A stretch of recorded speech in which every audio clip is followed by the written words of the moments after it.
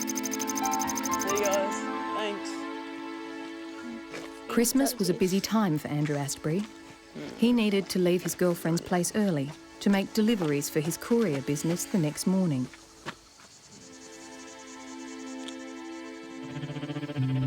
But those deliveries would never be made, and his girlfriend and family would rely on the wisdom of forensics to find him and discover the truth. I just didn't believe from the start that it was anything other than a pretty vicious attack. There was no other reason at all as to why that vehicle would have been there. He'd made threats there to shoot him with a shotgun.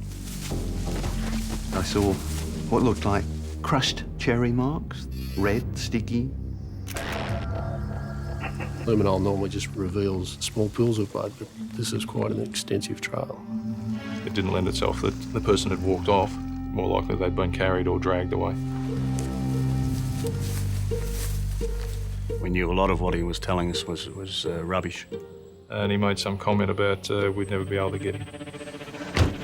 My reaction to that was as well, we'll see what comes about.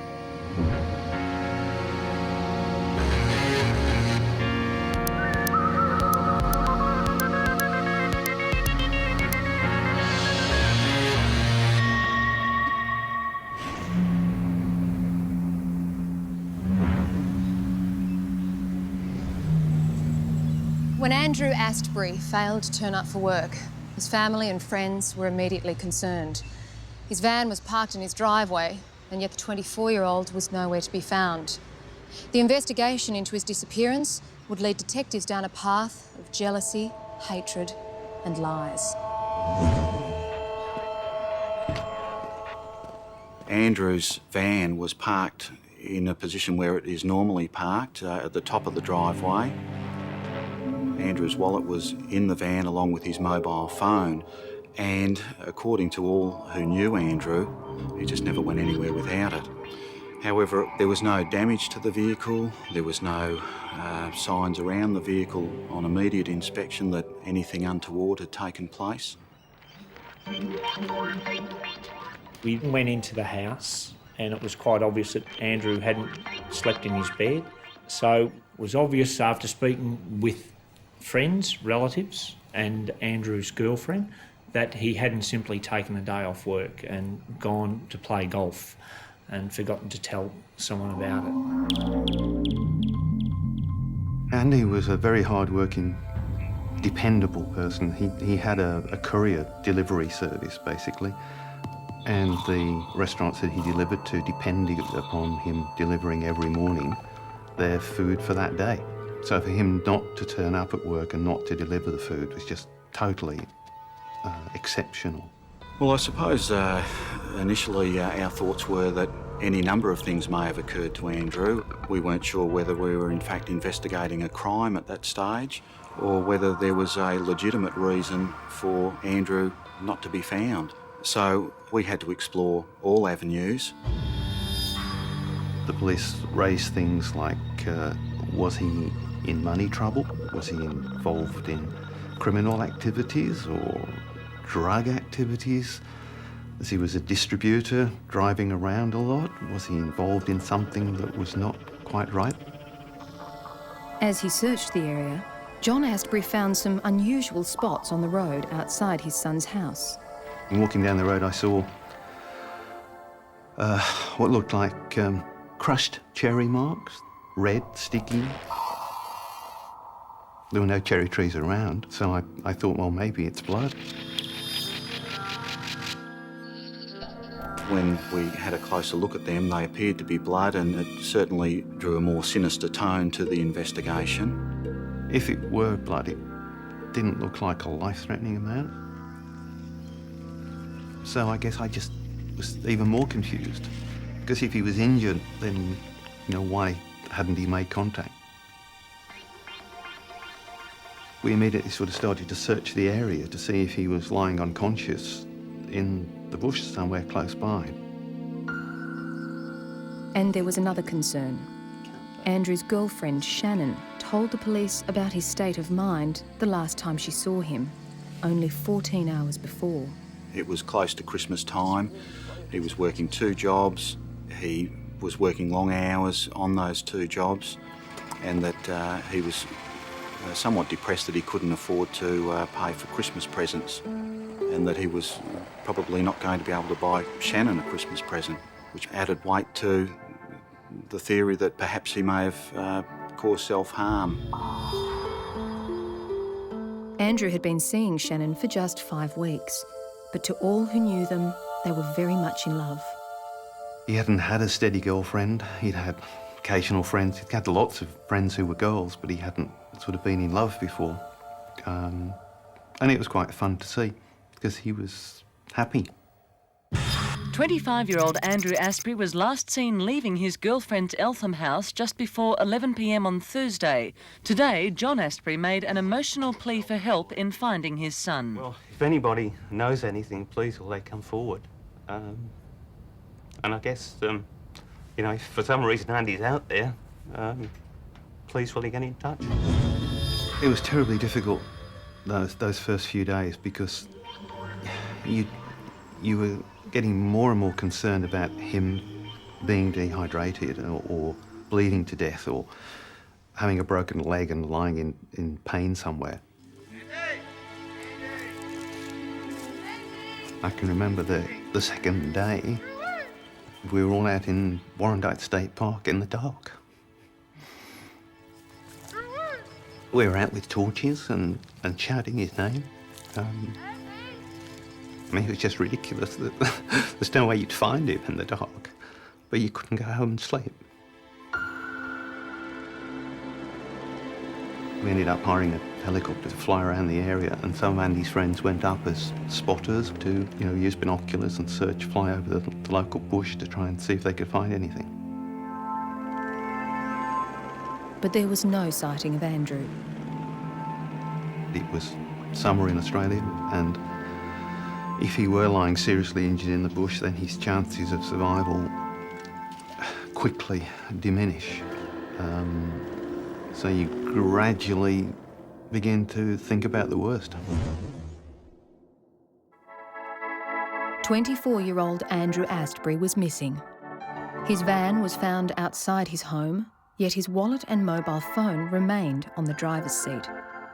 Spots of blood, identified as Andrew's, were found on the roadway outside. With 4 days gone, his disappearance was now a major crime incident. The family and girlfriend of Andrew Aspbury have been desperate for news of the 25-year-old. Today, the Homicide Squad took over the investigation. We believe that Andrew didn't leave his own accord. At this stage, we're unable to say whether Andrew is dead or alive. Homicide were around very early. The first time you hear the word, it's pretty hard. So that sort of confirms your worst fears.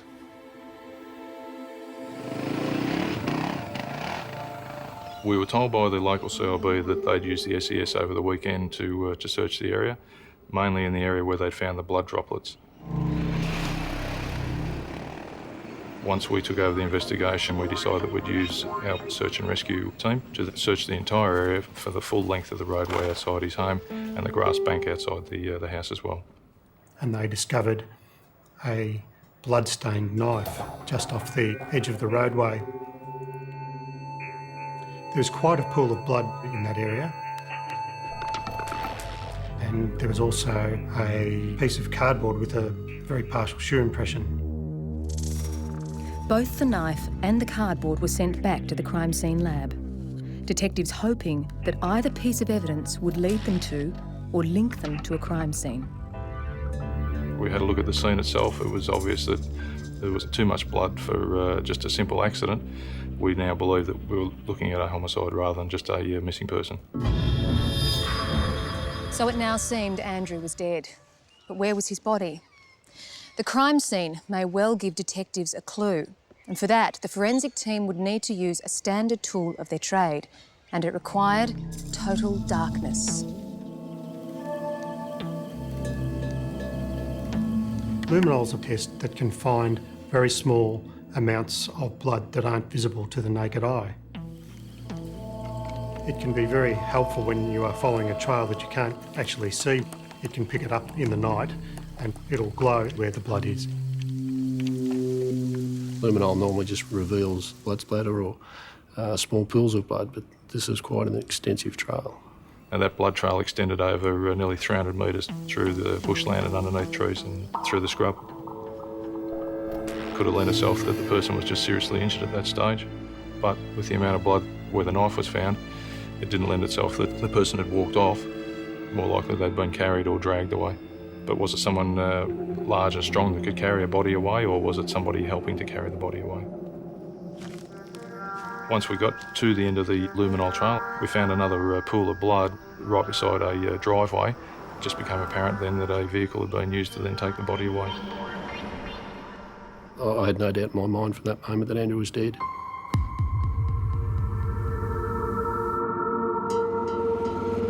Warnock Road's a pretty isolated location. So we took the move to put a caravan in the area, and you're obviously calling on the public for their help. Two locals had remembered seeing a car parked just up the road from Andrew's house on the night he disappeared. They could recall some of the registration number, but more importantly, the car had very distinctive markings. A young fellow turned up and said that on the night of Andrew's disappearance, he'd driven home down Opossum Road, and when he turned into the roadway, he saw a vehicle parked there, which was unusual at that time of night, especially seeing it was a Telecom vehicle. The forensic team found tyre marks on the spot that the witnesses had reported, and an impression of the tread was taken. Should detectives track down the car, they'd be able to place it at the scene. We organised with Telecom to obtain all the records of Telecom station wagons in the state of Victoria. We had to determine where each of those vehicles was, so there was a process of elimination conducted in regards to speaking to all the drivers of those vehicles and putting them into a particular area that night.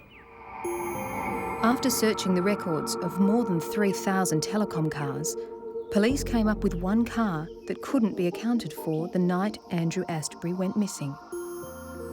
But was the driver of the car an important witness, or potentially the young man's killer? Andrew Aspbury's disappearance was now being treated as a homicide. A broken knife and a 300-metre trail of his blood ending at a driveway put it in no doubt. Witnesses had seen a car parked near to Andrew's house on the night he disappeared, and now police had tracked down its driver, Stephen Pavic.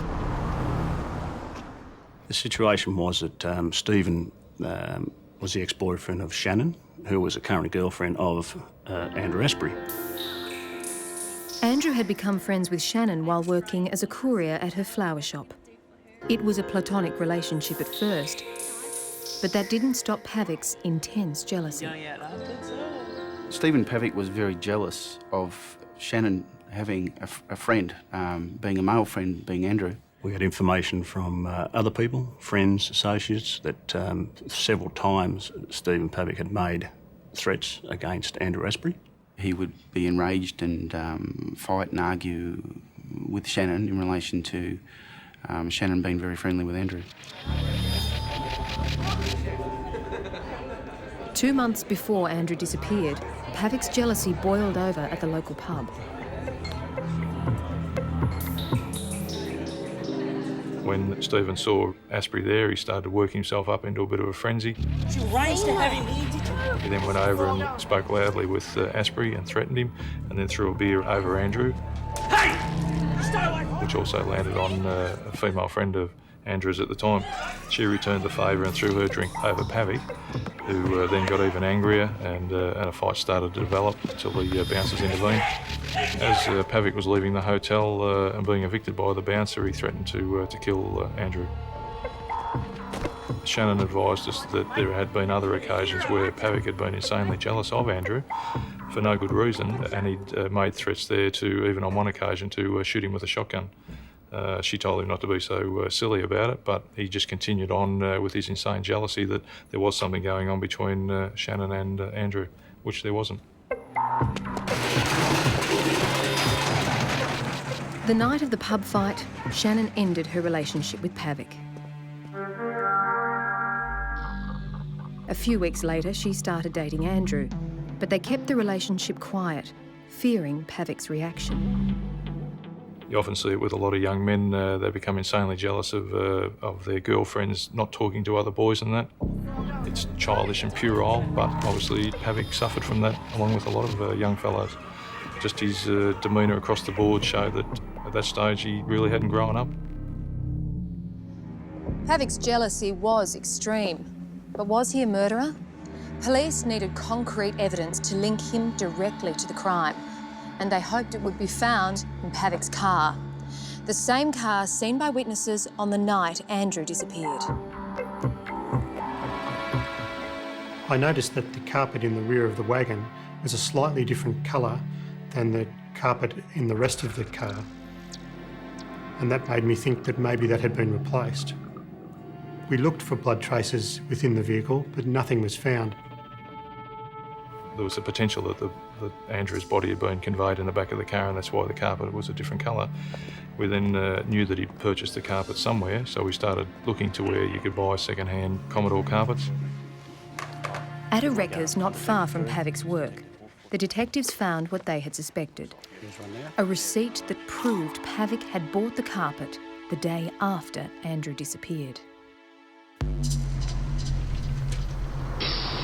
We decided then to place surveillance on Pavic, and that's physical surveillance as well as listening devices and telephone intercepts to determine what he was doing, what he was saying, who he was talking to, and what his movements were from there in case he went back to a crime scene to hide further evidence. Someone out there must know something. I mean, he's the second of 4 children, so there's not going to be a Christmas for us this year. Christmas Day was particularly difficult. We all sat around and opened our presents, and there was a pile in the corner that wasn't opened. So that was a pretty hard day. The next day, police received a call. Farmer Graham Cock was mustering sheep when he noticed the weighted-down body in the middle of the river. I received a phone call late in the evening that a body had been found at Warrandyte, that it was handcuffed to some sort of piece of machinery. And I was told, look, we don't think it's your body. Something deep inside me told me it was Andrew. I just rang my crew straight away and said, get up to Warrandyte, I think it's our body. The body was quite decomposed. It appeared to have been in the water well over the time that Andrew had been missing. So Mick Hughes' suspicions that it was the 24-year-old would be proved one way or the other at the post-mortem. One of the recommended first steps in the forensic pathology investigation of a death like this is to x-ray the whole of the body, often from multiple angles. The reason for doing this is that you may gather information that helps with identification, but most importantly can assist with documenting injuries that might be obscured by decomposition. The X-ray examination in this case revealed the presence of a triangular metal object within the left upper chest. The object had sharp edges and looked like it was the tip of a knife. I collected the blade from the body of the deceased, brought it back to the laboratory and did a physical fit on 2 pieces of knife blade. And I was quite certain that the 2 pieces had once been the 1 piece of knife blade. About 3:30 in the morning, there was a knock on the door. Sorry. And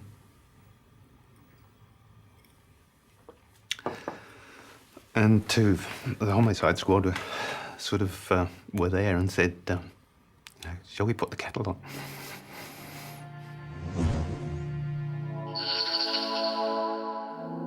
Andrew Aspbury was missing, presumed dead. For 10 days, family, police and volunteers had searched for him, and then his body appeared, floating in a river 20 kilometres from his home. He had been handcuffed to an engine part, and these were now the most vital pieces of evidence the police had to work with. The piece of machinery had been imported into Australia and basically used on the Sugarloaf Dam project. There was no recent history on it, so the decision for me to go to the media was very easy. The only way we're going to find out is declare it to the public and say, hey, can you help us with the investigation? Detectives today displayed the heavy turbine casing from a German-made generator used to weigh down the body of murder victim Andrew Aspbury. The handcuffs are also unusual. They're considered expensive at around $100 a pair and can only be bought at select outlets.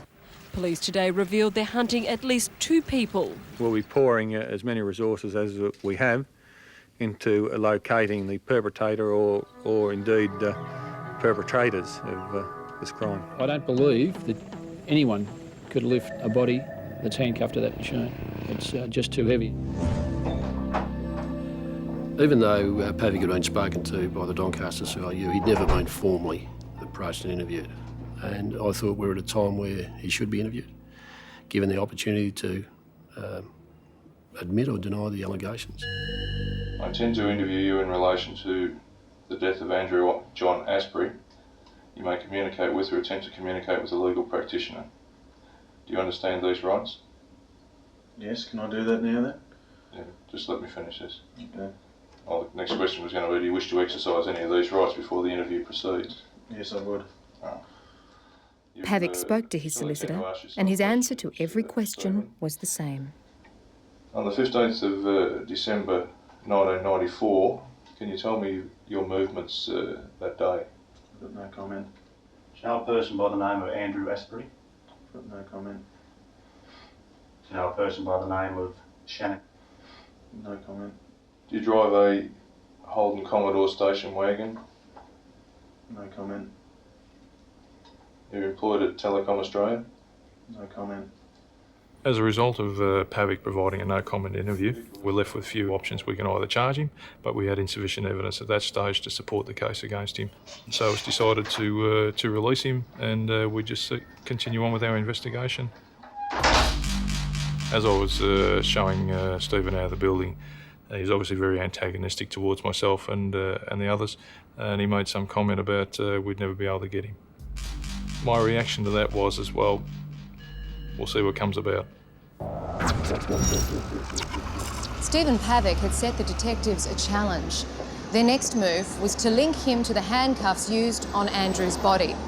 So they conducted a systematic search of the stores near his home, and they struck gold.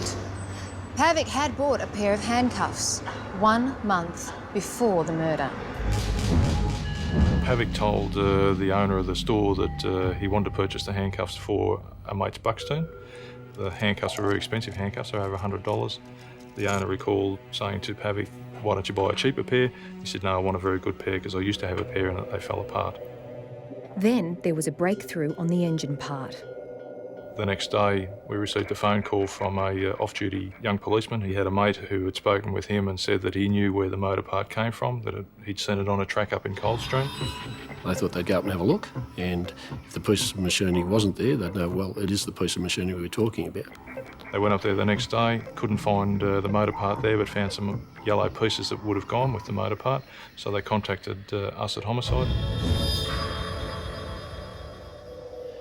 In the search, they found a garbage bag secreted in a hollow log with some grass just thrown over the top of it to cover it. The bag contained a number of clothing items, shirts, runners. It also contained 3 pairs of jeans.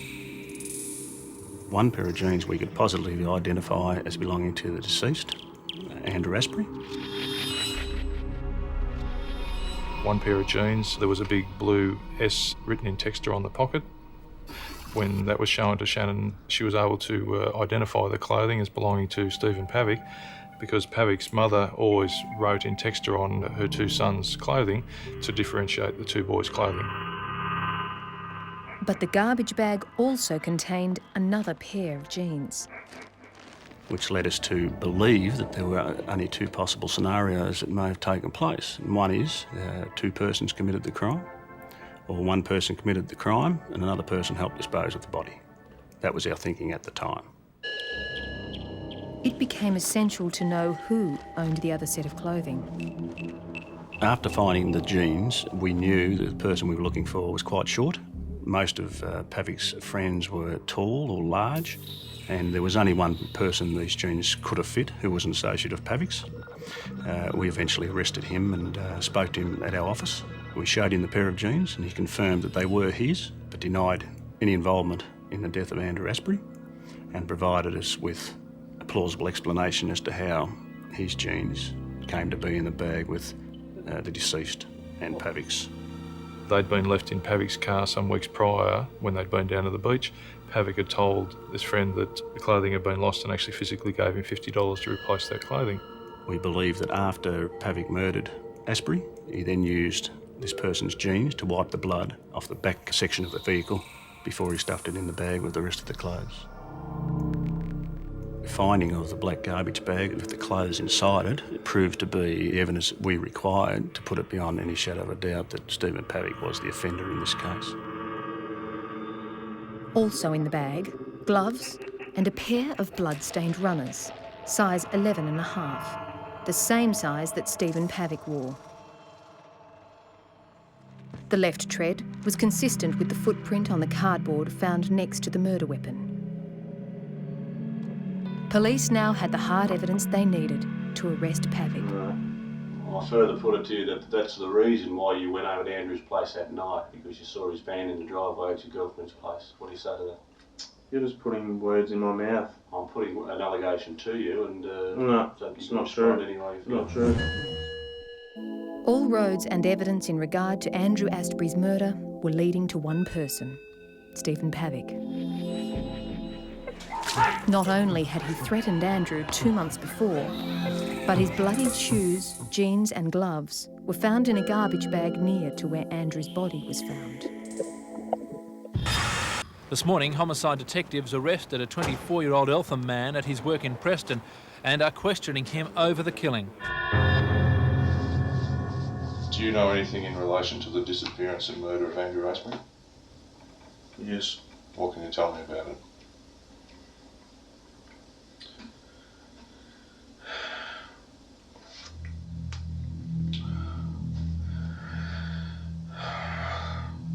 The night that Andrew disappeared,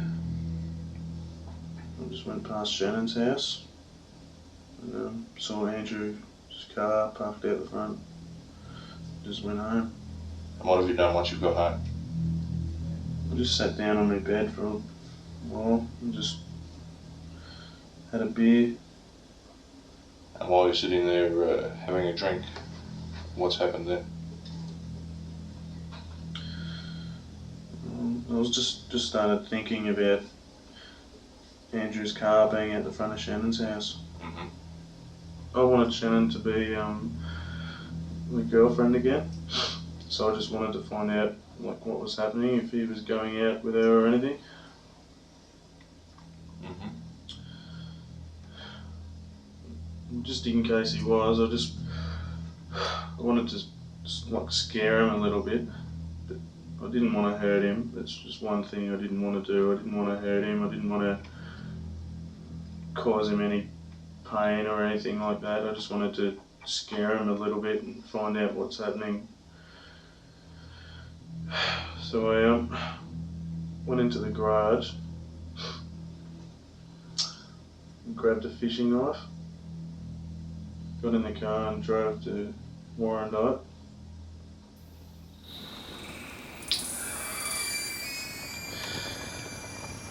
Then I parked down this little road and just jogged up to Andrew's joint.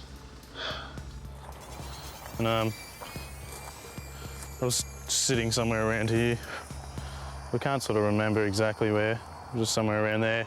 I went down there and had a piss. Put on some my gym gloves just in case I got into an argument with Andrew or something, and if he punched me, so I could punch him back without hurting my hands. Then Andrew's car just pulled up there. Towards the stones there? I think it was up there, I can't remember exactly where. And so I just walked up there behind it I was just kneeling down behind it because I didn't want him to see me. I wanted to surprise him. I heard his car door open and walked up next to him and just said, "I want to talk to you." I grabbed him in a headlock and started walking down here. And I pulled out my knife, just sort of shoved it in his face, saying what was happening. Walked over to here, and then the next thing I knew, I fell down there, and like we both ended up sort of over there. He just rolled around in the grass, sort of wrestling him a bit. The next thing I knew, they just stabbed him. And the handle just broke off. I don't know if it was because it rolled on top of it or something. And he just yelled, and I just didn't know what to do. There was blood everywhere.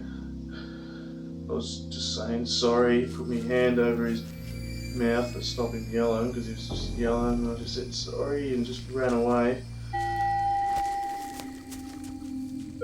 When I went back, it was just wasn't making a noise. So I just grabbed him and carried him down the end of the road. How were you carrying him at this stage? I think it was sort of like, if you want me to show you, I think it was just sort of like that. In all the reenactments I've done, yes, offenders will intimate how they've done a particular action and that, not physically involve me in the process. Like that. And to be picked up and so easily by a powerful man, that was a little bit daunting in some regards. That path that he took was up and down dale, it was through the bush and underneath trees and that. It would have taken a lot of physical power and exertion to carry a body that far. He was a very powerful man.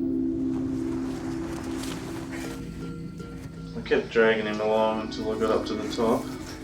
It took a pretty long time. And then I quickly rang back and got the car. Pavic's car was parked just down from the driveway. The place, witnesses had seen it on that fatal night. And then I just went up there and grabbed him and just dragged him and chucked him in the back of the car.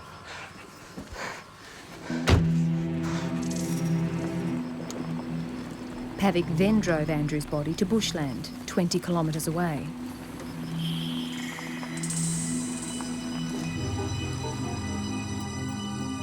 I took his clothes off because they were all covered in blood.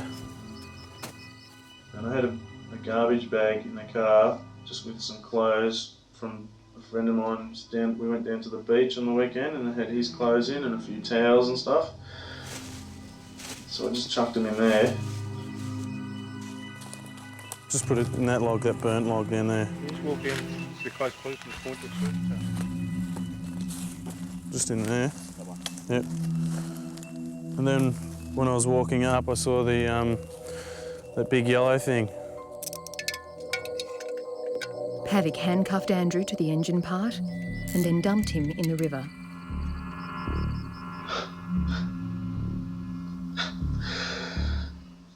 Pavic cried at one stage of the interview. I think it's more a case of he was crying because of the pressure on him and that he'd been caught. I don't think there was much remorse about that he killed Andrew, just a case of that he'd been caught. I just want everyone to know that I just didn't plan this to happen. It just happened like that.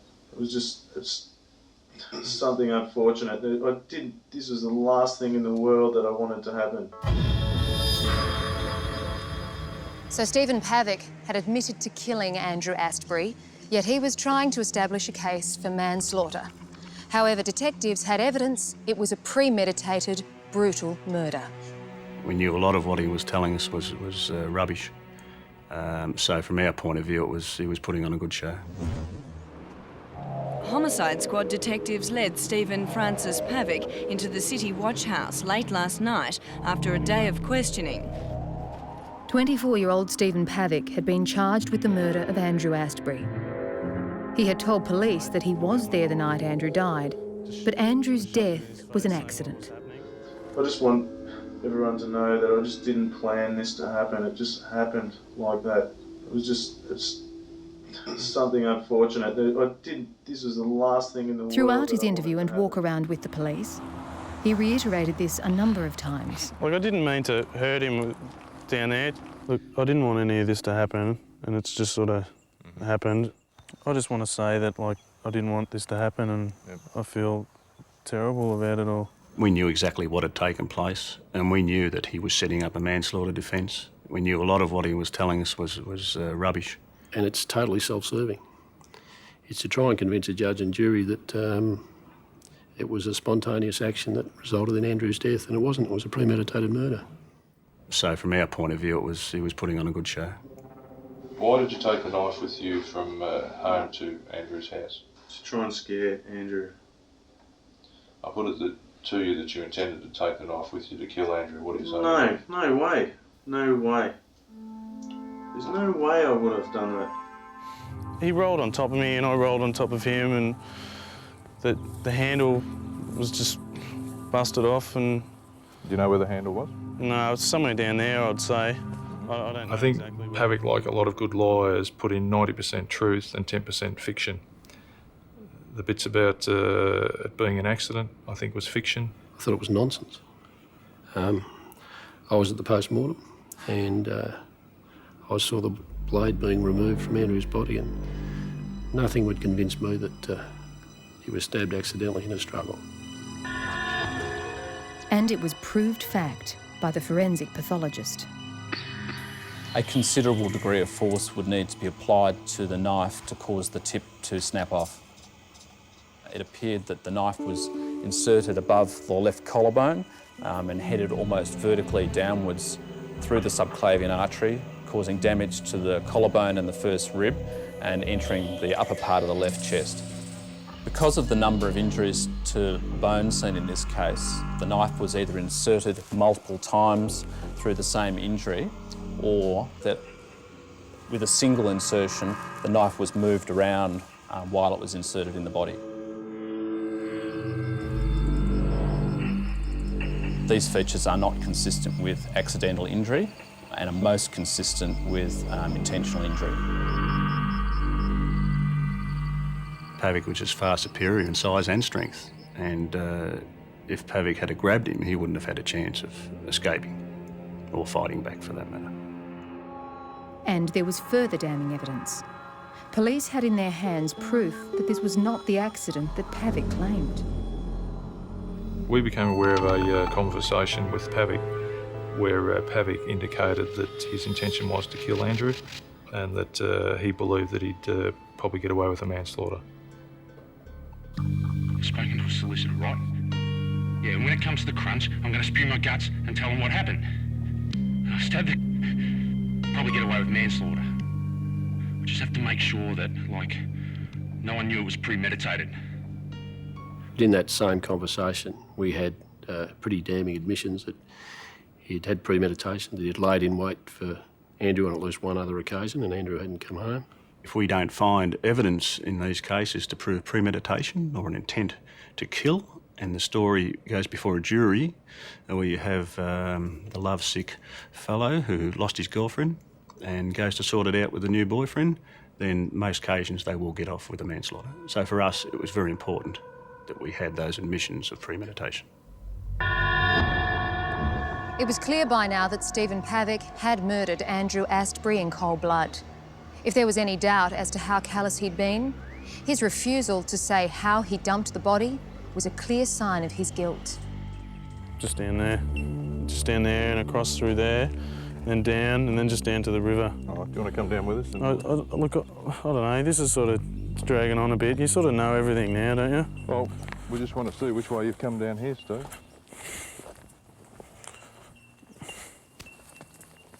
No, I don't want to say anything else, sorry. Sorry? No, I'm not saying anything else about this. There's a massive hill there, it's just... Sorry. When we stopped the tape and asked him why he didn't want to continue at that stage, he said that he'd thrown the body over a cliff and the jury would convict him without a worry in the world if they knew of those things, so he didn't want to continue at that stage. The way he treated the body was disrespectful. I mean, you know, he stripped the body down, he threw away jewellery and items of identification. He's dragged the body through the bush, he's thrown it over cliffs, he's weighted it down, thrown it into the river.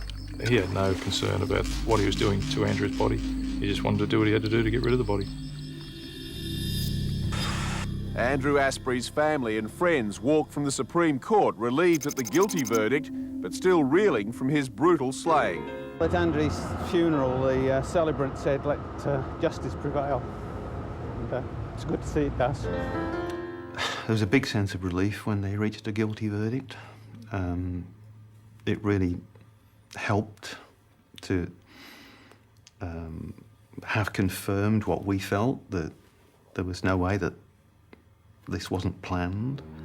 Well, the murder conviction was important to me, and I've got to be honest, it gave us a great deal of satisfaction from the point of view of, we're a bit of a silent witness, I guess, for Andrew too, is Andrew's the only other person that knows the true version of events, and he can't speak out, he's dead. So our role is really his representative. So from my point of view, for the Aspbury family, for Shannon, for Andrew himself, it was very, very important, and it was very satisfying to take it from a manslaughter to a murder.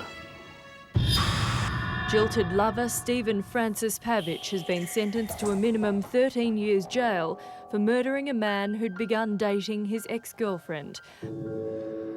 I can never forgive Pavic. I would lock the door and throw the key away. I don't think he should be allowed back into society. I mean, he'll be, if he gets out for good behaviour, he'll be 38 when he's released. That will be in 2008. My opinion of Pavic? Pavic's a coward and a bully.